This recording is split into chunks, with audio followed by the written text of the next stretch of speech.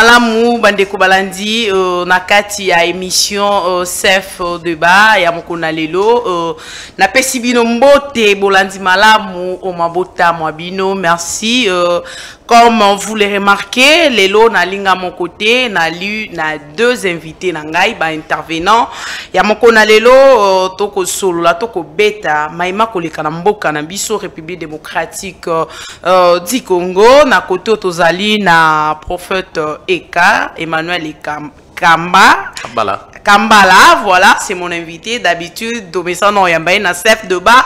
Mais kasi lelo azali face Yandeko Yves Kitoko, azali plus na opposition. Il y a vraiment lobby azali opposition na Makila. Pour na bien-être à Congo, pour na koluka un peu, bongi samakambu na mboka, c'est pourquoi lui c'est un opposant avec eux ensemble, toko mekale ko débattre na makambo koleka na mboka na biso, République démocratique du Congo, pourquoi pas en Afrique en particulier. Et sans plus tarder, topesi na numbote na ndeko na biso azali na ngambo prophète Eka, topesi mbote et surtout boye malamu na chef de ba mokona lilo. Merci maman Josaphat. Merci Penamande Kobazotanabis. Merci beaucoup Ndeko Yves Kitoko, topesi mbote boye malamu na chef de ba mokona lilo. Mbote maman na PCP mbote na prophète. Vraiment je suis très content. Pareillement. Merci beaucoup tout à l'heure mesdames et messieurs, je venais d'annoncer to kolobela makambo koleka na mboka na biso surtout lelo vraiment mingi to ko vandela maimatali guerre na est ya République démocratique du Congo le vraiment to kofande lango parce que o ezali intérêt ya nation ezali pour na koluka paix pour na koluka toyeba likanisi ya ba politique tope likanisi ya ba congolais moko na moko nini o bali ko penser pour na koluka paix na mboka na biso et surtout na partie est ya République démocratique du Congo to kei na ndeko to bana ndeko Yves Kitoko guerre na est ya mboka na biso. Lelo République démocratique du Congo à venir na biso kozala nini surtout sur le plan diplomatie guerre yango wana lelo ezali mama likambo lelo ko toucher bande ko na biso butu moi ba tuerie bande ko na biso bazangi paix avenir ya République démocratique du Congo sur le plan diplomatie ezaboni. Le problème en est que avenir ya République démocratique sur le plan diplomatique lelo yo soki tozana contingent ya Monisco eli kolobake tozana problème sur le plan diplomatique parce que la République démocratique du Congo a de bonnes relations na Libanda. Le problème en est que guerre oyo ezali ko trouble biso ezali na est de la République démocratique du Congo o bande ko na biso bazali ko kufa mikolo na mikolo guerre wana ezali guerre moko asymétrique parce que lelo yo pour identifier Batu Oyo Bazo créer des ordres dans l'Est de la République démocratique du Congo, ce n'est pas facile. Parce que ça, dans le groupe armé et belé au Baza na Est, les alliés n'ont au Baza identifié. Et li kolobaete bitumba o toza nango na Est, les alliés bitumba moko makasi. Pourquoi? Parce que cause nango les alliés plus nos richesses. Au toza nango na République démocratique du Congo, pillage nango ezo salama systématiquement. Yango wana bisotou ba congolais. Parce que na problème il y a guerre au ezana Est. Ils ont la opposition, ils ont la majorité. Parce que aux les Cana Est de la République démocratique du Congo, ils ont là, nous autres ceux qui ont passé à tali sapemoni passi, et ils passi. Parce que guerre et à Est de la République, ils ont ça la cœur, les lobes investisseurs dans la République démocratique du Congo, parce que tous en zone moko rouge. Et il y a biso tout ba congolais tous a ko souffrir parce que ko perdre âme ya congolais mi balemi ça tout ezali problème parce que lelo depuis makambo banda na est biso ba congolais tous ali ko perdre bande ko na biso li ko lobake biso nyoso tous ala mais dans la main to appuyer force armée na biso surtout ngana senga kaboué parce que armée na biso lelo ekoki ko bunda mais senga ka appui populaire parce que lelo ezana armée mon côté l'équipe population il y ko senga ke bande ko na biso bazana est de la République démocratique du Congo basunga armée na biso.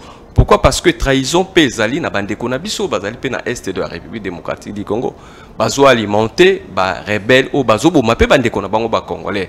Tous ont conscience biso tout ba congolais, tous à la derrière force armée na biso, tous à la derrière gouvernement na biso pour que makambo oyo et si là. dans l'Est de la République démocratique du Congo. Merci beaucoup, prophète Eka. Les guerre, il y a Est, na partie Est, il y a Mbokanabiso. Si la deux, chaque jour, Bitumba, Kobunda, Tokozwa toujours ma nouvelle, Yamabe et surtout pour Nabande Konabiso. Avenir Nabiso sur le plan diplomatique, Ezaboni, il y a République démocratique du Congo. Maman, n'a pas dit que mon côté à Koko Sepela, tant on déconnaille, Azolela. Loba au moins à l'insensé. Et l'Est Yambo Canabiso, Baza Kuneza Bande Konabiso. Alors ça fait très mal. On a tous à tout moment qu'il y a du sang, tous on a tuerie, tous on a assassinat. Comment Baza Koboma Basi, Baza Koboma Bande Konabiso Kona. Je ne pense pas et Koko Pesabiso et Sengoto Toko Fanada Kimia. Sur le plan diplomatique, moi je me dirais.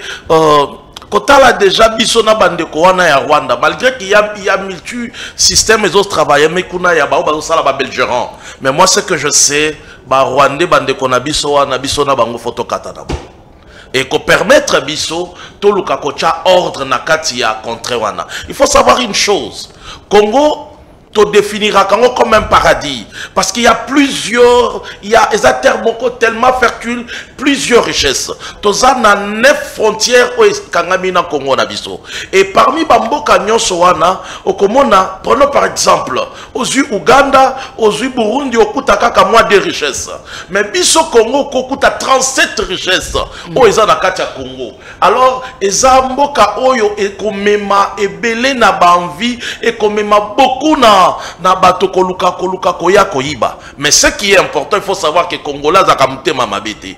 Problème à Congolais zalaka ke yaka kimia to fana na bondeko. Mais bango balingi bondeko. Alors comme batu balingi bondeko te, qu'est-ce que nous devons faire? Il faut to bundela mboka na biso et c'est ce qui est à demander à Congolais nyonso. À Telema comme mwana moko ya mboka libota moko to bute dehors bayibaza koluka liwa to trouble na katina mboka na biso. Ndeko Yves Kitoko, lelo, ba Congolais tout baza mobilisé pour faire guerre face à Rwanda. Mais kasi to mona ki avant batu balela ki batu bazoki ba famille ko perdre bande ko na bango. To mona ki pe ba proposition il y a ba politicien ndenge na ndenge entre autres pour citer les noms Adolphe Muzito Azali président national il y a Nouvel Élan à Sengaka na gouvernement lobby pour na kimie kota na mboka na biso il faut ça la guerre face à Rwanda. Muzitu a été traité na ba genre nyonso ba traité ki Muzitu na mabe lelo to loba ke Adolphe Muzitu il avait raison il a ko proposer lelo to kende to ça la guerre face à Rwanda. Le problème est que pour faire la guerre na Rwanda, parce que c'est facile, parce que ils attaquent que guerre batubaloba ke zakaka ya bandoki ya bitumba. Toko cause en guerre économique, toko cause en guerre diplomatique. Pourquoi? Parce que même les lois on a moni tous en guerre diplomatique na Rwanda.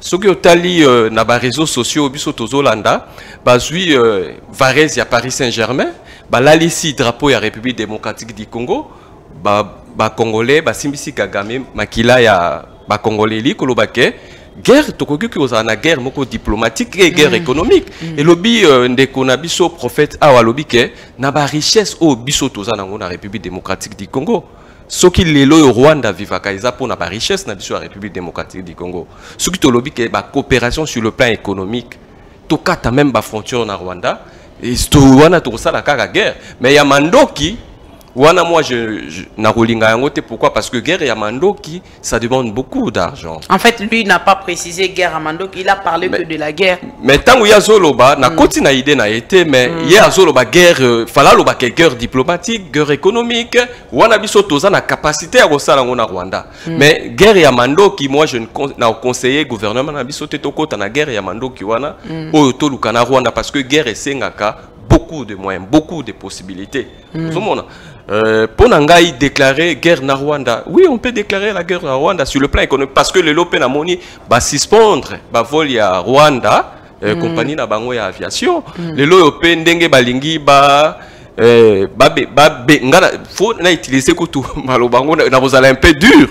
ba benga na ambassadeur ya Rwanda to kata relation même ba frontière na biso to kanga yango po ete to ba ko contrôler ba frontière na biso siko sort na biso ozawa pe bandeko na biso ba bota na bango ba sala ba mélange de sang sort et ozala. Mais le problème est que ce qui se passe à l'Ukraine na Russie et ça peut bato ba bota na Ukraine ba bota pe na Russie et li koloba nini. Pourquoi? Parce que les loyaux, Rwanda ont traumatisé la République démocratique du Congo. Bandeko babota na ba rwandaise ou bien bandeko babota na biso République démocratique du Congo. Démarche nini ba salaka pour être kimé ko kokota. Pourquoi? Parce que tous na bandeko babota parce que guerre oeza na Rwanda o pour na biso na République démocratique du Congo, biso na ba rwandais to na problème mon côté.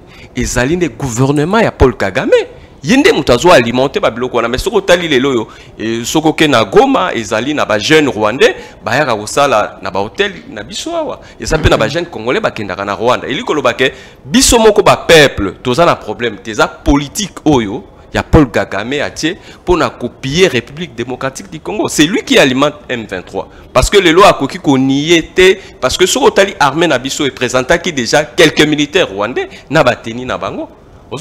Ce qui est la guerre na Rwanda, la guerre moko économique, guerre moko diplomatique, et après Rwanda zana est l'autre côté où il faut se mettre face à la République démocratique du Congo. Parce que ce qui Rwanda les lois ils a construit et ça pour la richesse na biso. Merci prophète Eka Muzitu a déclaré guerre contre Rwanda. Les loto lobake Muzitu abimi prophète. Maman, oui. Tu peux se projeter dans l'avenir, mais le but est que on doit la procédure parce que pour arriver peut-être dans la guerre avec l'armée, ils ont une procédure. On a d'abord commencé sur la procédure diplomatique. Tout le monde a dit chef de l'État pour voyager par-ci par-là, dans Rwanda. Les gens ont mal parlé, ils ont mal interprété. Mais peut-être c'était l'un de moyens qui ont moyen où ils ont permettre tout solo là. Parce que jusqu'à maintenant, jusqu'à ce temps-là, la Rwanda n'acceptait pas qu'il y ait Azana Sima. Il ne doit accepter. Et on ne voulait pas directement qu'on vexe, qu'on accepte que tu es là derrière. Malgré que Biso va Congolais, tu as dit que Rwanda Azana Sima. Il y avait d'abord des médiations diplomatiques.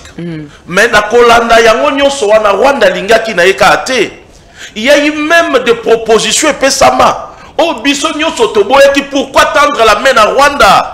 Mais tout simplement, sur le plan diplomatique, cherchait un peu à atténuer, mais la Rwanda ne voulait pas. Et il continue. Tina niveau comme il a présenté les militaires rwandais. C'est tout simplement de changer niveau. C'est donc maintenant, nous sommes attaqués par le pays Rwanda. Vous comprenez? En même temps aussi, parce que Rwanda a créé un lobbying et belé à l'étranger. C'est ce qui fait la force à Rwanda. Tant que nous sommes minorité, on veut nous tuer. Il y a ceci, cela. Il y a génocide. Or, le Congo est le pays qui a perdu beaucoup de gens depuis le trouble Oyo. Rwanda a salé la mission dans l'Est. Qu'on est quand même génocide au Yabango. Et le monde reconnaît génocide à Rwanda. Mais Batikala qu'on reconnaître à Congo. Alors, il fallait maintenant passer dans le stade de Moussou. Parce que nous savons une chose, la Rwanda ne peut rien faire au Congo. Parce que Kotala d'abord sur le plan géographique, Kotala même sur le plan, il y a population. Sur le plan géographique, Rwanda ne peut rien. Il y a des tueurs de ficelles qui sont derrière la Rwanda. Alors, pour qu'on ramène Bango à la raison, il faut qu'on l'acquise Bango. Que Bino, Bossa Lamabe, Botika obino bozoluka bokoko zwango na ndenge moko d'une manière itosali totangi na ba histoire ba ibisi biso trop que ça là quand même. Donc tout ça fait partie na ba négociation ba diplomatique. Mais quand ça ne va pas, est-ce qu'on doit attendre seulement qu'on tue le pays pour que non, moi je dirais que on peut arriver même dans position où il y a même guerre. Parce que quand la position à Rwanda, la position je ne pense pas que Rwanda va combattre. Ça ne peut pas arriver. Et c'est par là aussi que j'interpelle les scientifiques congolais. Parce que jusqu'à maintenant, Congo est un embargo à l'achat d'armement. Alors, est-ce qu'on va continuer seulement à vivre parce que tous les États-Unis ou Nations Unies à Kofungola la mission porte? Non, mais nous avons des scientifiques dans ces pays. Ah oui! Est-ce qu'il faut attendre seulement que les États-Unis ou bien il faut passer par d'autres personnes? Non. C'est à ce moment-là, il y a un moment où il y a une interpellation des Congolais. Les Congolais vont s'interpeller. Azonga Katinaye. Parce que ce que tu as créé patriotisme, ça nous amènera à faire des choses qui peuvent pousser encore le pays et Kende Liboso. Parce que nous avons des scientifiques dans ces pays. Tout ce qu'on fabrique des armes, ou soit des bombes, et où tu as Congo. Donc cela veut dire, si le Congolais est conscient, il va fabriquer des armes. Ndeko Yves Kitoko, est-ce que vous êtes d'accord avec les prophètes Eka? Azusa l'appel na scientifique congolais, il est temps de fabriquer des armes. Nabiso allié keto zelaka ba Nations Unies ba ya ko appuyer biso. Est-ce que vous partagez le même point de vue avec Ndeko Emmanuel? Pour la paix, pour la Kimia na République démocratique du Congo, je partage la vie mon prophète. Pourquoi? Parce que sur otali les loyo biso un peu tous un problème moko ya embargo ya achat armement. Ce qui biso RDC to somba kama ndoki to somba ngona ndenge moko ya fraude. Parce que les lots tous ala kana embargo. Eli koloba que biso RDC soki tous ala ki na possibilité ya ko somba ba mendoki o ezali ya malonga ba drone o ekoki ko contrôler ba frontière na biso nyonso, mais les lots tokuta na ba problème o tous na ngote. Parce que le na République démocratique du Congo to na ba scientifique. Parce que ce que les lots même s'attendait matière na na République démocratique du Congo, Hiroshima matière na na République démocratique du Congo. Les lots oyo nazo senga conscience ya ba jeune congolaise. Parce que biso les lots tozo suka kaka na intelligence, faut to koma ba génie. Les lots tozo senga pe gouvernement na biso a aider ba génie congolais. Parce que toza na ba génie congolais o baza na ba capacité wana ya créativité ya biloko ebele. Et parce que le loyo, je n'encourage pas, surtout même bah jeunes y a IDPS, bah créer à Babylone bébé, mais bah quand ça on a maillé les mots koboé scientifiquement, oui. L'État a boosté bango pour que les loyo biso République démocratique du Congo tous à la respecter, parce que les loyo même guerre au tozo Sibir ango, communauté internationale a adhéré ango.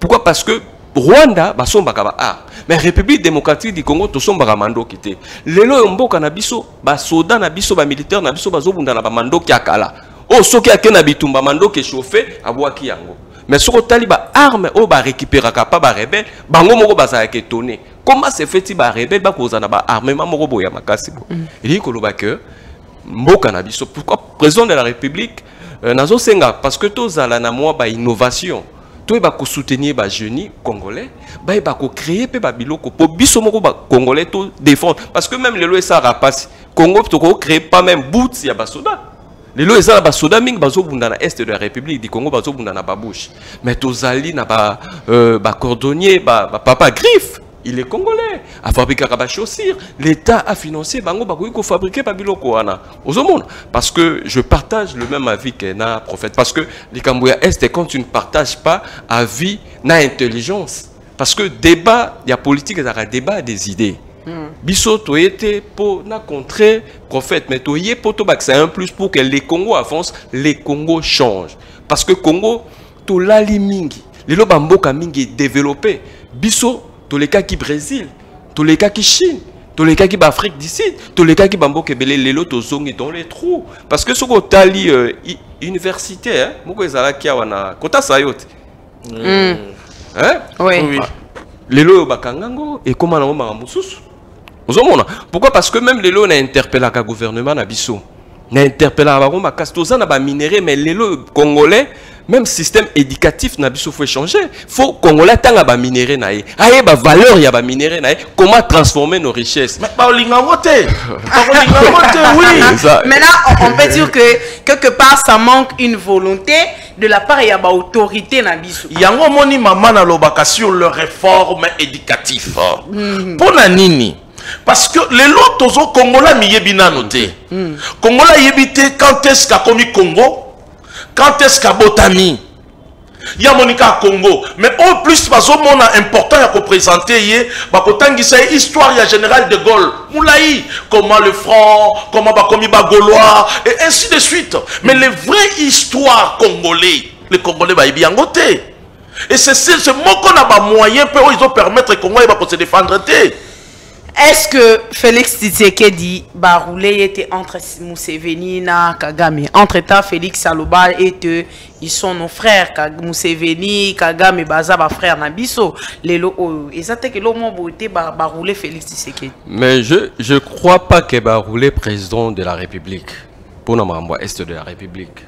Ce qui se passe à l'est de la République et l'autre si Rwanda vertige les alignés. Appel, il y a des troupes ougandaises. Tant que bayaki na République démocratique du Congo, Rwanda passengaki ke ba policier na yepe baya na République démocratique du Congo, ayebaki ke tellement bazara na ba problème na Ouganda pour contrôler l'Ouganda. À mon que République démocratique du Congo il est isolé, azalaki isolé. À mon que je suis menacé. Ozomona, yango monika abimisaki ba chien méchant na yeba M23. Parce que sur Otali, M23 va vous dire que ba kimaki ba bomba naki. À bon moment opportun, on a utiliser bango pour que affaiblir la République démocratique du Congo. Yango wana ozomona parce que asali mikolo ebele abandaki ko kende Uganda te. Mais tant amonika ka komi kwese akendaki Uganda. Aye na Congo Brazzaville. Ozomona azoluka ba mécanisme nini kaka pour traquer la République démocratique du Congo. Parce que la République démocratique du Congo, les lois, tout ça est sous la terre. Tout ça est sous la posa à Kozonga Simate. Parce que tout zongi Simate mingi. Ba pays voisin na biso ba monnaie biso pe mingi. Parce que les lois frontières de la République démocratique du Congo, comme on a Angola, Koti, a sali bêtise n'a pas abîmé. Les lois République démocratique du Congo, faut que sa dignité na biso. Et lui que na tango o ezotala likambo ya mboka. Il faut soutenir l'autorité nabiso. On ne peut pas vendre mal l'image de la République démocratique du Congo à tant que tout ça affaibli. Merci beaucoup, prophète Eka. Le président de la République, Félix Antoine Aloba, était Kagame, Museveni, ce sont nos frères. Est-ce que Lelo Tokoloba, Batouana, au président Benga qui va frère, Baroulé était? Non, maman, Baroulé président. D'abord, tu as une voie diplomatique. La voie diplomatique au Kenya, ils ont le lingue folobela pour approcher les Koana. Parce que jusqu'à le preuve de contraire, il y avait éléments mon côté qui présenté que Kagame Mende Mutazana Sima Makambouana. Alors il fallait qu'il vis-à-vis Nabango comme étant bande konaye parce que tous les pays frontaliers. Toko kozala en guerre en conflit na bande ko baza tout autour nabiso. Même pour l'avantage Nabango.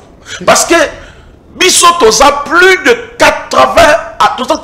80 quelques millions d'habitants na Congo awa. Ce qu'on l'a dit bango nyonso ba pays eza tout autour na biso population na bango misukutu ekokani kutu te na population ya Kinshasa oyo.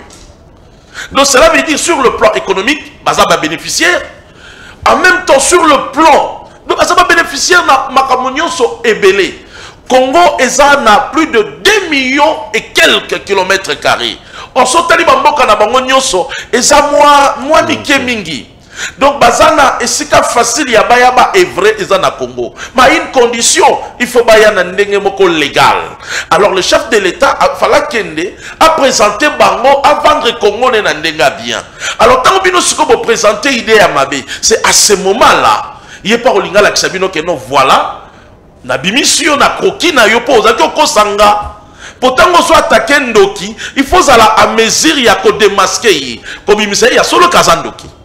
Alors bah le chef de l'État au komona que yemoko Kagame azaki sona kimiate. Pourquoi il est allé encore à l'Ouganda? Pourquoi qu'il y a c'est parce qu'il avait compris que non, j'ai changé. Parce que la guerre, il y a intérêt, maman. Azaki n'a kimiate, mais entre-temps, Azo déclara soit la guerre, soit la paix. Il est prêt à tout. Après, nous sommes affrontés la République démocratique du Congo. Je ne pense pas que Congo a boyipé. Je ne pense pas ça. Parce que l'effet de partir d'une manière pacifique, et ça, c'est déjà qu'il y a une kimia.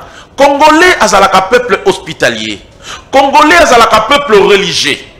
Parce que aza peuple moko andimaka ba croyance. Aza peuple moko alinga kimia. Congolais ko salé likambu.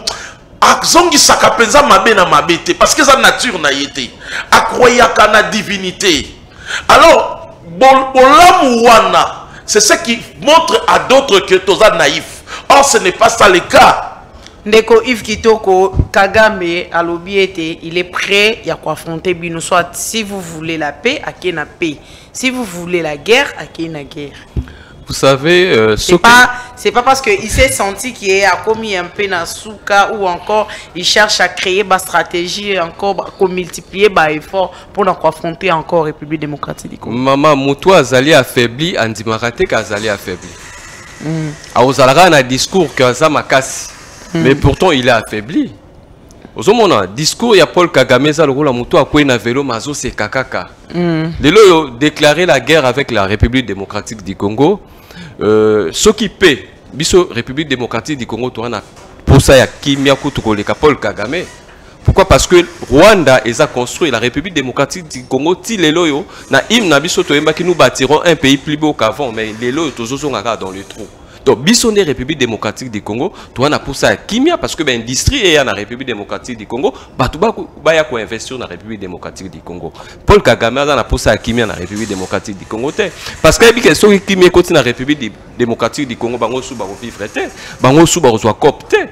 Ozomona yango wana biso tokopona nyonso oyo yalobi soka lingi bitumba on fait partie à bitumba soka lobi pe on fait partie à pe yende mutoroyeba oyo ya kopona soka lingi bitumba toke na bitumba soka lingi kimia toke na kimia lelo Paul Kagame akoyi ko banque sa République démocratique du Congo mobibate ozomona pourquoi? Parce que nalanda qui même malgré il y a eu des condamnations na ba propos ya colonel wana oyo azaki na est de la République a motivé la population a motivé le gouvernement Nabiso. Pourquoi? Parce que même tant que bakanga ki ba militaire rwandais, tout le monde qui ministre Nabiso a média, boya ki yangwani ya ki yango. Voilà. Mais le ministre, oui, Patrick Mouyaya, oui. Tout. Et les gens l'ont quand même suspecté d'être derrière. Ouais. Tant au président de la République Moya Kende na Milulu Babengsa qui était délégué qui ministre affaires étrangères Christophe Lutundula.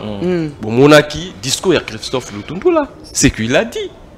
Biso tozali agressé et tozali attaqué na Rwanda parce que ba opération au Rwanda ça ils ont opération moko ya ba terroriste. Parce que Koboma Batu, Koboma ba Congolais, pourquoi? Parce que c'est vraiment malheureux pour la richesse de la République démocratique du Congo. Mais biso toko faire partie ce qui a lingi kimia. Parce que biso ba Congolais to linga rabitumbate parce que to mesa na bitumbate toza na 9 voisins na biso to na bitumba na c'est na Rwanda na Uganda parce que même Sorotali na Kisangani bango balungwa bamboka na bango baya kobunda na Kisangani yo mona ba Congolais babundisa ki bango au mona si Congolais yake menacé atamboka mo na Afrique parce que Sorotali lelo yo mama je te dis oui, armée n'a pas infiltré par les Rwandais. Soroké na Congo Brazzaville au monde a militaire congolais. Soroké na Angola au monde a militaire congolais. Soyoka ba militaire congolais ba sala trouble na Angola ou bien na Congo Brazzaville. Il y kolobake bisoto na posa ya kimia. Parce que ce qui les loyo République démocratique du Congo to fungole la ki ba Rwandais frontière oyo communauté internationale esenga ki ba Rwandais ba ya na mboka na biso. Il y a biso ndem toyambaki bango. Toyambaki bango te pour tous na malheur na République démocratique du Congo. Toyambaki bango pour que baza bandeko na biso bazali na insécurité sika bazali pour que bazwa kimia parce que mboka na biso za mboka ya kimia.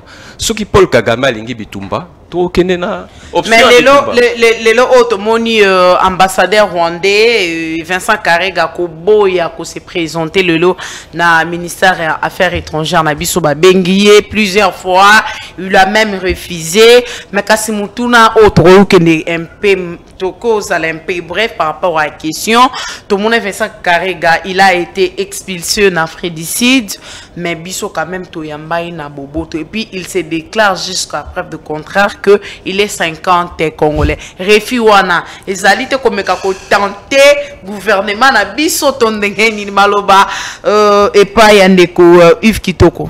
Mais je crois bien Refi bon 50 ou 50 parce que sur Otali lelo oui ko la 50 ou 50 mais Otali mboka oyo poni oyo ko zala o ko servir parce que soki azala qui vraiment 50% congolais soka linga qui République démocratique du Congo linga ko zala ambassadeur et République démocratique du Congo le Kolandima a servi Rwanda li kolobake il est rwandais il n'est pas congolais refi wana omoni ki tetites oyo sala kabango parce que ba puis oyo bazanango na minute oyo ba yebi que moi na soki azo vimba c'est que maman azali mais ba enjeu c'est changé.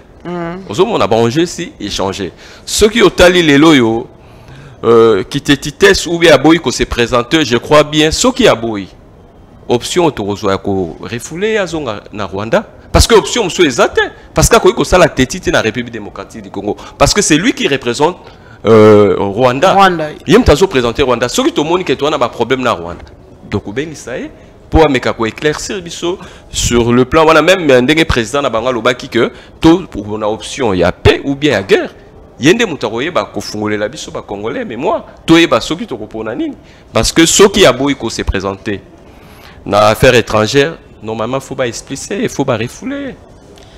En fait les cas ambassadeur rwandais na République démocratique du Congo plusieurs fois azoko boya ko se présenter liboso ya gouvernement congolais tokoyebate refus wana eza pourquoi eza te parce que plusieurs fois tout le monde ba sitting et salama devant ambassade à Rwanda tout le monde boni ba activiste misusu bazoka makile etanga pona kosenga ete ba expulser Kagame et ba expulser plutôt Vincent Karega na ba propos na o atenaka ko finga ba congolais mais kasi lelo vraiment akoboya. Maman, Omoni, ce sont des peuples orgueilleux. D'abord, Aza orgueilleux. Oui, excusez-moi, on a utilisé le terme. Parce que ce qu'on l'a dit, tout ça, on a des réseaux sociaux. Dernièrement, il y avait une interview, Mokoyo Kagame, il parlait en Kinyarwanda, qui disait que non, on va faire la guerre na Est et à Congo, on va poursuivre les arts de l'air. Tout simplement, orgueil wana, ils pensent toujours que les enjeux bazalaka nangolobi et zaka bongo. Or, bazobo sanake Congo s'est changé. Les enjeux politiques ont changé. Pour nanga, il faut ce qui comme azobo il faut ba benganai. Il faut tokata boyokani wana. Parce que sur le voie diplomatique c'est ça. Quand il n'y a pas des accords, tokati ba boyokani wana. Mais ce qui sitting et salami to mona ba policier na biso ka ba ya ko bengana lisusu bato ba ko réclamer pour expulser. Politique il faut protéger parce que police il faut protéger parce que rôle ne yango wana. Police a ko permettre qui est basala mabe na moto. Rôle na yango wana. Même si vous avez raison c'est à la justice de statuer. Mais où est Ali makambo ya Rwanda et ça souhait parce que vous savez il y a d'autres décisions il faut y rencontrer Katsué ya peuple. Le peuple en a marre dans makambo ya Rwanda. Et puis l'autre chose à la passe à la nini. Au moni bande konabiso bazapé à l'étranger. Il faut pas créer ba lobbying pour aller déclarer à haute voix ce que la Rwanda est en train de faire dans la République démocratique du Congo. On laisse seulement peut-être de s'attaquer quand na frère Nabango. On est peut-être de s'attaquer quand na musicien.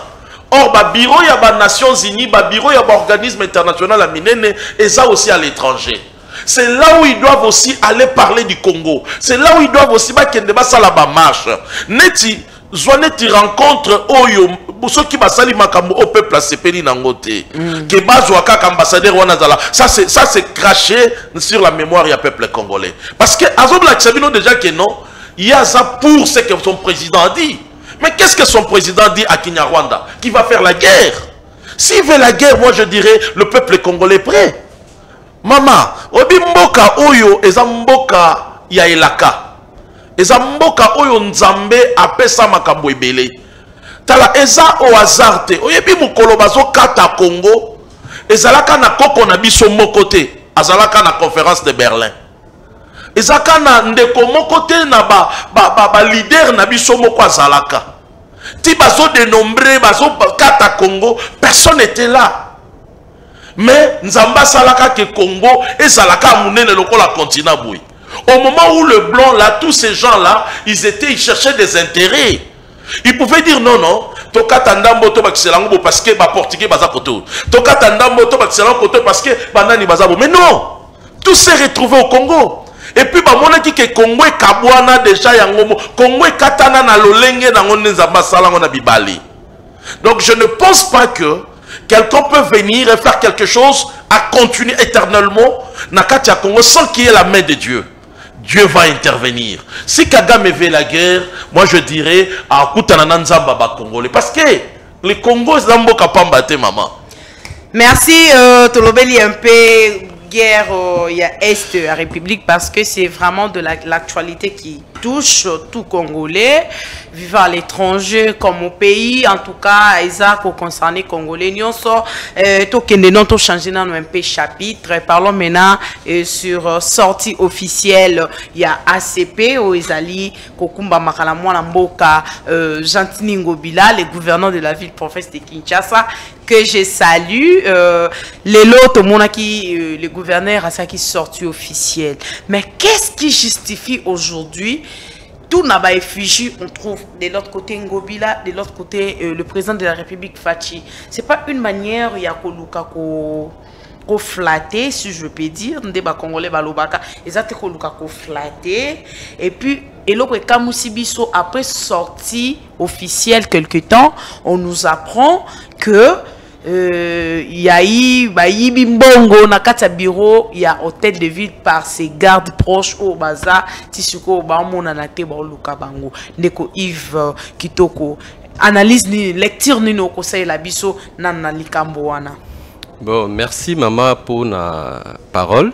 Nali Kolobaye, c'est parce que ce qui se passe dans Mboka Nabiso vraiment c'est regrettable parce que la gestion de Gentini Ngobila Mbaka Kubanda tanga zalaki na Yumbi ndenge pe aya na ville ya Kinshasa azana leçon moko te akoki kopesa ba congolais parce que na gestion na tout d'abord ezalaki malamu te parce que ACP alobi a créé yango pour que soutenir chef de l'État pour que na 2023 chef de l'État azala relie ba soutenir ka chef de l'État na misala lelo soki gouverneur de la ville de la gouverneur ya ville ya Kinshasa lelo yeye mutamemaka président de la République na bandal alatisie ekoti bayena slogan kini bopeto où en sommes-nous na kini bopeto parce que lelo yo pour Gentini Ngobila Mbaka a attiré bateau bapona Félix Tshisekedi na 2023 ezali na misala oyo Ngobila fallait asala na province ville ya Kinshasa parce que lelo sokotali la ville de Kinshasa est trop sale. Les lois mbongo ya ba contribuables congolais bima. Le gouverneur de la ville a ça l'appel na Edoxy, a ça l'appel na Grand P pour basa la campagne. Ya kin bopeto. Où en sommes-nous? Mbongo a l'été bimika bongo pour na obeng sabato mbongo basa la campagne et pourtant campagne ya kin bopeto et salamité. Maman, tozali a na victoire na Matonge. Oyebi place des artistes kende liboso Acropolis. Otala ndenge ezali. Tala ba travaux ezo salama ya zéro trop. Est-ce que misala wane sous salama nord? Les lois pour aider le chef de l'État, pour azala reli, il faut que ça la misala malam. Ozomona, il faut que ça la misala malam. Parce que le lot, moi, c'est que je condamne, nazo condamné le gouverneur de la ville. Parce que au moins adhésion à parti politique ezala libre. Kobimape na parti politique ezala libre. Ba impose à rabatouté. Les loyaux, les gouverneurs de la ville a imposé même ba bourgmestre. Il dit que l'obake na politique oh biso ba congolais tout ça la politique moko ya libumu na biso moko parce que soki ba bourgmestre bazaki ba responsable bazaki na idéologie fallait ba démissionner attends que bazaki kwese pour ba adhérer à ACP. Il dit que l'obake bazo aider chef de l'État ce sont des flatteurs, ce sont des jouisseurs oh ba yé pour ba yi ba mbongo ya contribuable congolais pour que le lot parce que na moment nini Gentini Ngobila zui mbongo ya recréer parti politique wana na mo Natani ou implantant partout. Même sur Otalia Bimisi pe ba gouverneur. Na momani, Natani. Abimisi lokola nani comme. Mais soko ke Rita Bola. Azali gouverneur. Vous parlez seulement de Rita Bola parce qu'à Outaki na Yumbi et puis. Na lobi a Outaki na Yumbi mais Azali candidat à ACP. Même Yemoko gouverneur de la ville il s'est déplacé pour que nous reçoive la campagne. Il y a Rita Bola. Tout est gestion à Rita Bola. Na déjà cas. Tous à la série. Les loyaux, soki baibi mbongo, bon, moi je ne sais pas. Parce que au moment les loyaux, Namboka Nabiso, toi, Nabaje et Belé. Les loyaux, je crois bien aligné à justifier Tamsou Mbongo, à Zouaki pour la campagne où fallait ça la ACP, à sortie officielle la ACP. Parce que je des preuves, Ngaï. Après meeting, Nabango, après sortie Nabango, Nakauka place Ngala Zalaka. Namoni Batu Bazo, Bunda Bazo et Lambongo. Batu, oh, il fallait pas payer Bango Bongo, Bakimi Bango. Il y a kolobake mbongo ebimaki pour basala ba meeting na bango pour présentation et salama. Il y a eu détournement à fond ya mbongo wana yango wana le gouverneur de la ville veut se justifier que ba ibi mbongo pas bagarde. Na Parce que ce que même bateau, il y a eu des bagarres. Tout autour, Yambongo. Lelo, nous avons reproché. Parce que Bino Boutaki na PPRD, Bouti na FCC. Vous avez reproché Kabila na Monionso. Il dit que tombo adhéré vision à Félix Tshisekedi. Il dit que le peuple est d'abord gestion na Bino et Zalamalam. Parce que ce qui le lobo komika kana système oyo. Il y a que corrompre la population. Parce que les population azoya na ba parti politique pour la vision té, pour la idée té, azoya plus pour la kanyaka. Les lots soko tali même bateau ba yeba s'adhérer na ACP, vision na bango ezalini. Est-ce que ça parti à développement? Parce que dans la République démocratique du Congo, toi na pour ça que tu créer ba parti et ça ba parti moko ya développement. Le lot ba parti politique yango ne muteza à la base, il y a destruction en boka na biso. Une multitude de partis politiques, une panoplie à ba parti politique, les Congos n'avancent pas, les Congos reculent dans le trou. Le lot ils ont la président moko ta ko bimisa majorité. Il faut que tous en aient alliance. Tant que tu as l'alliance, et que tu as partagé gâteau. Tant que tu as partagé gâteau, et que tu as l'intérêt, et que tu as l'intérêt à la population. Les lois de Chantini, population, comme on est capable de soutenir le chef de l'État, à Kendata, quand on a IDPS, renforcer IDPS pour que continuer vision à chef de l'État. Prophète Eka, lecture, analyse, ni le logo, c'est la biso par rapport à sorte officielle, il y a ACP et surtout que il y a on a reçu message ou information aujourd'hui ailleurs après sorte officielle que temps après garde il y a gouverneur de la ville comment est-ce que Ibimbongo bien que Kimi c'est notre information aujourd'hui les lots koki kolobanini et puis qu'est-ce qui justifie aujourd'hui la photo il y a président de la République est-ce que c'est pas une manière de dire au président de la République que tu flatté comme le faisait avant de l'auto akizara lelo tu ya gouvernement ya kala ya Kabila les autres monde rabattu sur bazalaka Kabila l'autorité morale bien que lui-même après il a dit que son Nazaki je n'avais pas de bonnes personnes à côté de moi les lopes au monde est-ce que ça t'est loko trop banga un jour que Félix Tshisekedi pe et ça les locaux la ndenge salemila na Kabila vraiment na koyebisa yo et loko wana yango pe faut interpeller parce que si Kabila lela ki kazata na bato misato te mais bato wana yango ka yepe Félix asa na bango te. Donc il faut pas interpeller comment on a créé parti politique tout ça dans un pays démocratique.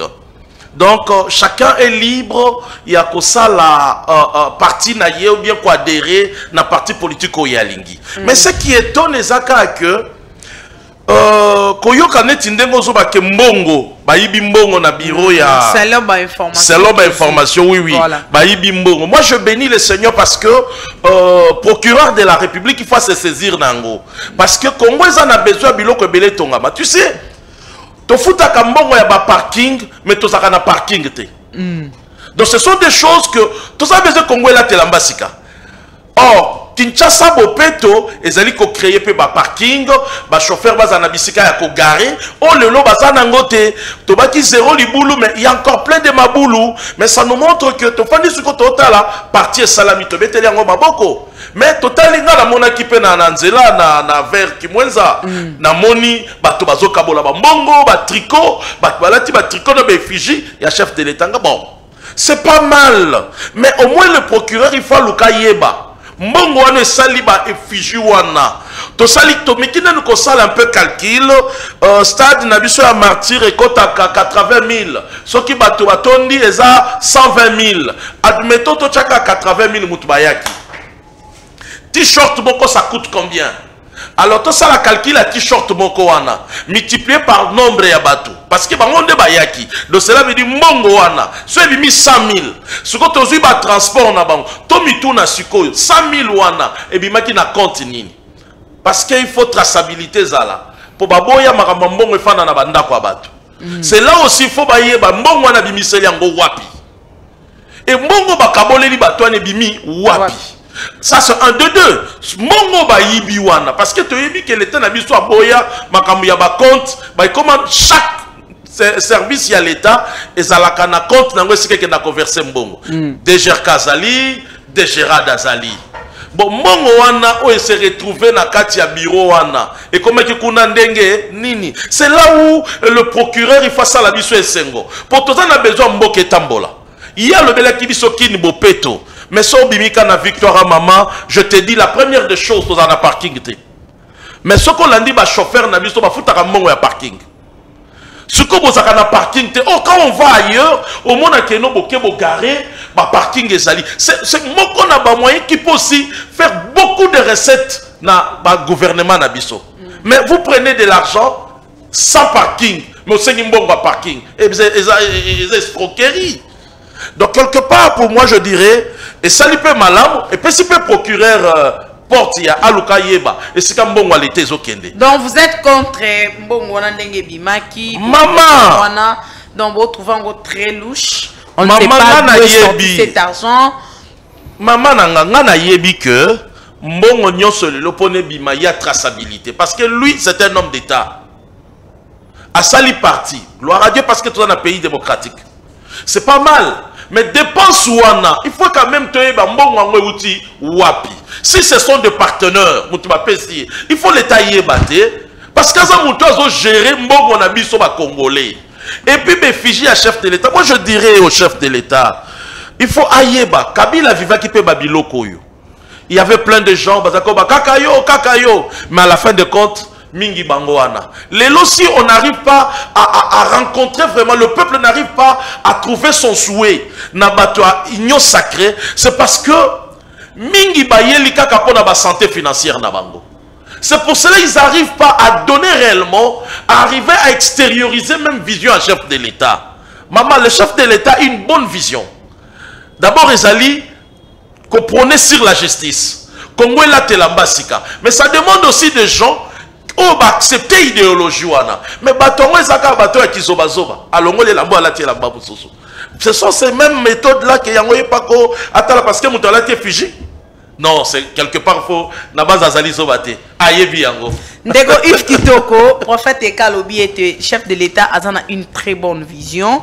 Mais ils ont senga na côté naie, il faut azana bato. Siko toyebite batango banani. Est-ce que vous partagez le même point de vue avec le prophète Eka? Mais je crois bien chef de l'État, aza garant et à bon fonctionnement ya ba institution en Mboka na biso. Lelo tant au chef de l'État pour na ki bateau baza na cabinet na ezaki na moto moko tapesa ki mandoki pour que abimisa bateau baza na cabinet na ou bazo rendre un mauvais service. Lelo yo chef de l'État oyebi service oyo batu tout baouti na FCC baouti na ba parti politique et belelelo ba pesi au majorité. Est-ce que bako aider pour avancer parce que même Kabila outi lo bango Kabila lobaki na tikali ko ata 15 meilleurs collaborateurs parce que ce sont le même tête au bazozonga. Le même tête bangwana de bazozonga na gestion. Il dit que le président de la République a s'attendre na edo comme côté. Même vision na parce que sur otali même les lots. Ce que je dirais au chef de l'État moni mboka nyonso etambolaka na mibeko na ba loi. Soki justice na biso. Oyo lelo ezali makasité to suka kaka na ba problème oyo. Pourquoi? Parce que ba détournement bah vol parce que mutu les lois ibi mbongo bokangi na prison lobi abimi na grâce présidentielle on to wana tozo kende wapi parce que le loyo soko tali même bateau bazan au sein un parti politique et chef de l'État bazo acquiser même certains conseillers à chef de l'État na ba détournement na bilo rebelle parce que soko tali les loyo normalement programme par exemple il y a 100 jours il y a chef de l'État fallait gouvernement mutu exécuter yango mais tout le monde qui cabinet à chef de l'État ndé mutu exécuter ki yango tout le monde qui résultat le to enati l'ingélu il y a eu des conseillers au ba exécuter programme wana tout le monde ba détournement na kasa ikuna lelo yo ba pesi mbongo ebimi 14 millions de dollars pour construire des écoles mais il y a eu des écoles et réhabiliter des hôpitaux tout komi wapi parce que lelo yo chef de l'État faut comprendre que ba collaborateur ne ba so rendre un mauvais service mais et ça, les collaborateurs n'étaient pas se justifier en 2023. C'est le chef de l'État qui va se justifier devant la population. Pourquoi? Parce que même les lots sortie médiatique du chef de l'État. Est-ce que ça n'a pas chargé à communication à Malonga? Ou bah accompagner le chef de l'État, c'est que le chef peut dire, c'est que le chef ne peut pas dire. Pourquoi? Parce que les lots casting, il y a bateau baza tout autour du chef de l'État. ils ont vraiment mal à monter. Parce que, clairement, chef de l'État, Azozanga, ma meilleur collaborateur, ou bako accompagner. Parce que sur le gestion, il y a le président Félix Tshisekedi, ils ont gestion, détournement. Parce que dans la minute, on est tous babou. Ils ont 300 millions de dollars. Ils ont logé dans la banque, moko bebazo, soupçonné ministre et finance, Nicolas Kazadi. Soko yeji la lingette, bazana bitumba. Na papa na biso yo Tony Mwaba. Ozomona ke bato wana tout bazo utonse ya classe politique ni bazo utape au sein de l'IDPS. Soko tali lelo même Etienne Longondo, il a détourné auti wapi na classe politique ya chef de l'État l'IDPS. Il dit ko lobake chef de l'État aye bakopona bato oyo bakoki kokam. Pourquoi? Parce que lelo yo biso tolingaka politique ote ya commettre le pot de banane pas mokonzi po échouer. Il dit ko lobake les loyaux, tu peux mettre la peau de banane, fatia échoué, mais c'est la population de qui souffrir. Parce que tu as dit que Bila et Kabila les ala négatifs, mais Kabila a comment un million. Mais la population a souffert kaka. Les loyaux peut être Bila et Félix Tshisekedi des ala négatifs, mais la population comme tu as souffert. Au ce moment, les loyaux, tu as pour ça que a réussi pour que Congolais nyoso richesse ya Congo a bénéficié nango. Pourquoi? Parce que les lois politiques il y a distribution et salité dans Mboka Nabiso, République démocratique du Congo. OK, mais les lois salamabe et zali ba collaborateurs au baza tout autour et chef. OK, donc il y a deux dernières questions pour te citer et prophète Eka Lelo François Béa a bénéficié de la liberté provisoire wazaki ancien conseiller chef de l'État en matière de sécurité Lelo ba pesa que liberté provisoire mokula lobby Ferdinand Kambere liberté provisoire tobi déjà biso mona sima na mboka na biso zaka liberté provisoire après comment nango l'homme est libre il peut circuler tout ce qu'il veut, il peut faire tout ce qu'il veut. Lelo François Béa ko bénéficier de la liberté provisoire tolobake ça là qui ka manière te ya koluka ko rabaisser bien que ba soupçonna qui est pour la tentative il y a coup d'état coup d'état voilà. Maman n'a pas dit que liberté provisoire et l'obité qui aussi si ma kamona justice. Il faut topper sa justice n'a pas confiance.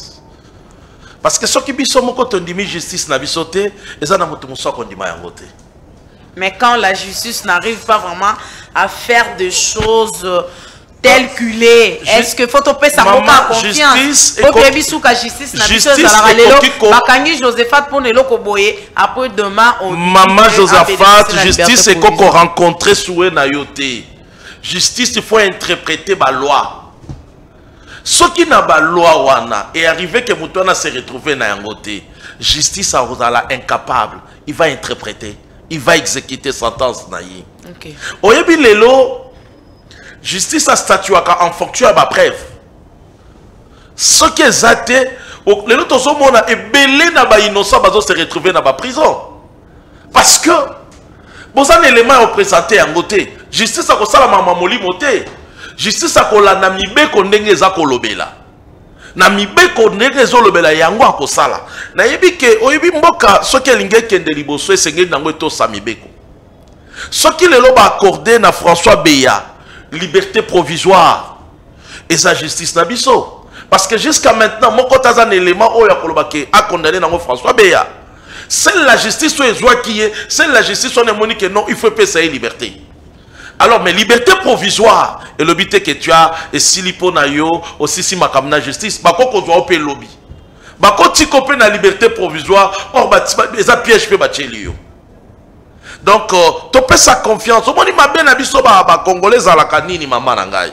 To lingaka, ko instrumentaliser justice et répondre kaka nene biso tozaki ozela. Or, bon, mais ça trop dangereux.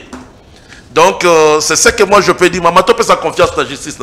Ndeko Yves Kitoko, François Béa, Lelo Azako bénéficié de la liberté provisoire. L'homme qui a été accusé ou suspecté qui tentative il y a coup d'état.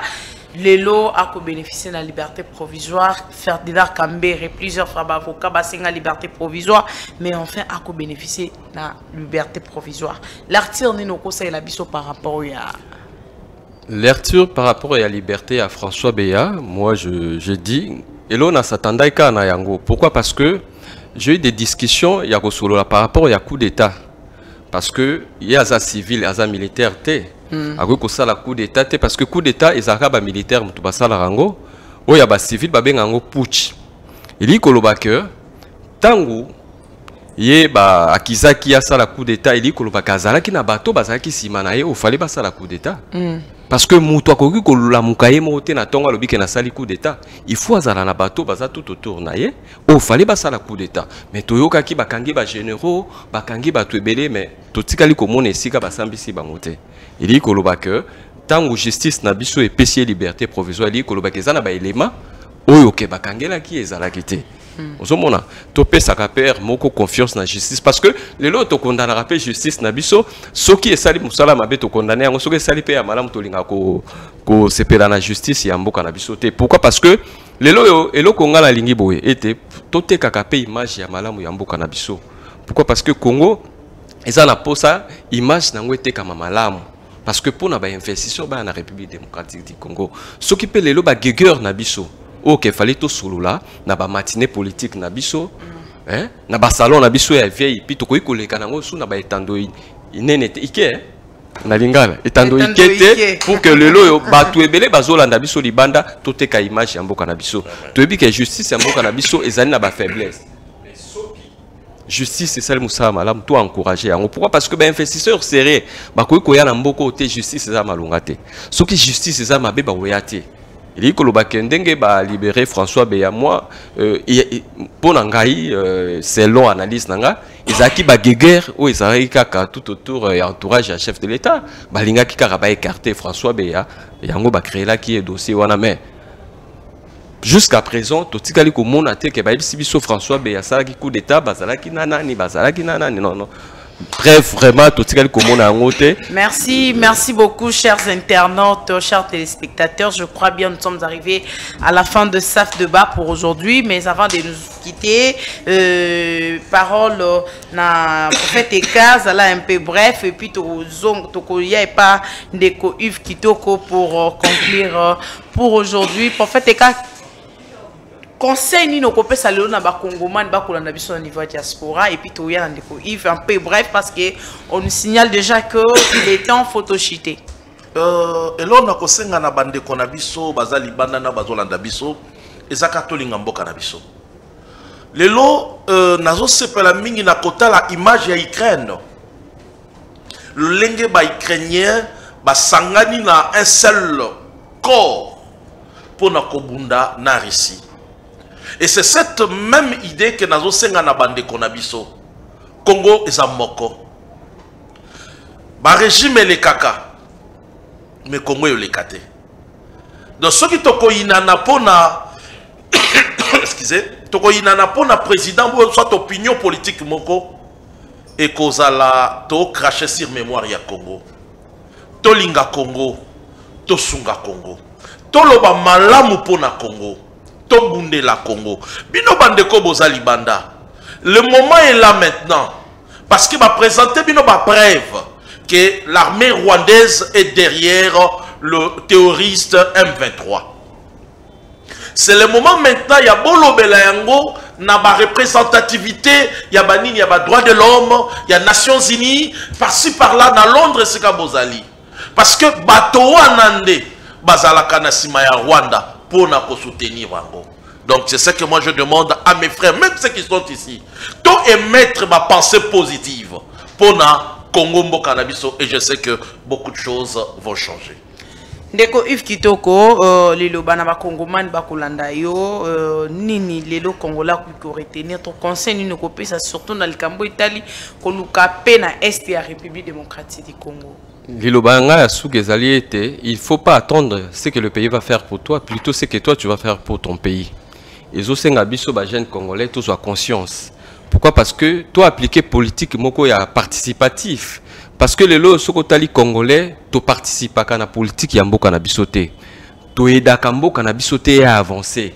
Tu as pour critiquer. Les lots, ceux qui jeunes congolais, ont conscience. Va défendre intérêt ou la République démocratique du Congo parce que à part la RDC toi n'amboka mususuté totika ba guegueur ou tozali nango bande konabiso surtout ya ba diaspora parce que au moni politique ce que tolingi to ça la politique ezate ya kobundisa JB ya kobundisa Wera ya kobundisa Kofi et ko changer eloko moko te na République démocratique du Congo parce que lelo yo pona ko aider République démocratique du Congo bino pe ba yi boza na diaspora quelle contribution na bino ezalaka nini pona ba province na bino contribution na bino ezalaka nini pona ville na bino ya Kinshasa lelo yo bozo critiquer mais apport na bino kotinde la ndeko na mbongo na Western Union et lobité ko aider Congo mobimba mais tout ça là-bas œuvre moko boyo au Congolais tout akoki ko en profiter parce que sur le Taliban ndeko na biso ya Afrique de l'Ouest bango nde mutu bazo sala que ba province na bango évoluer lelo République démocratique du Congo to na difficulté parce que ba investisseur baya pona ko investir na République démocratique du Congo